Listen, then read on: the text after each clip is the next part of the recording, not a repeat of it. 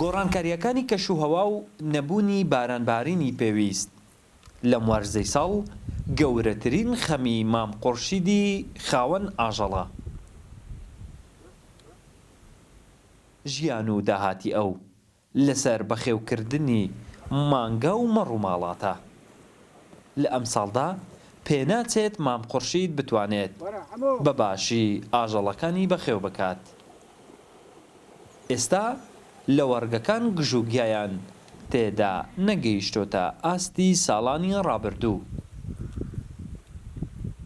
زاری بنێ پێشتری ئێرە لێرە ڕایوەستە ئێرە چێرا نوێران خۆلیدەن ئەو دوو ساڵەش ناتی ئەگە باران نەبی نایەت چیدی لەوە شیشکەبی ئەگە باران نەیە.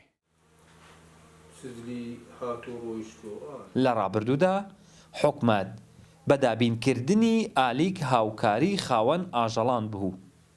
8 ساڵە ئەم هاوکاریەی حکومەت بۆ ئاژەڵدارانیش نەماوە.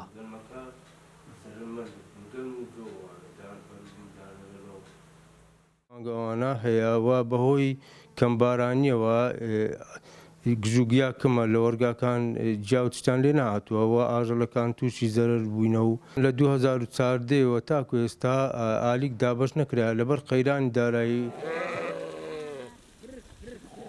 سنووری برادۆست کە بە یەکێک لە ناوچە هەرە فراوان و لە بارەکان دادەنرێت بۆ کاری ئاژەڵداری وای کردووە لەم سنوورە زیاتر لە 1500 کەس پیشەیان بە خێوکردنی مەڕووماڵات و ئاژەڵ بێت کە خاوەنداریەتی زیاتر لە 70,000 سەر ئاژەڵ دەکەن.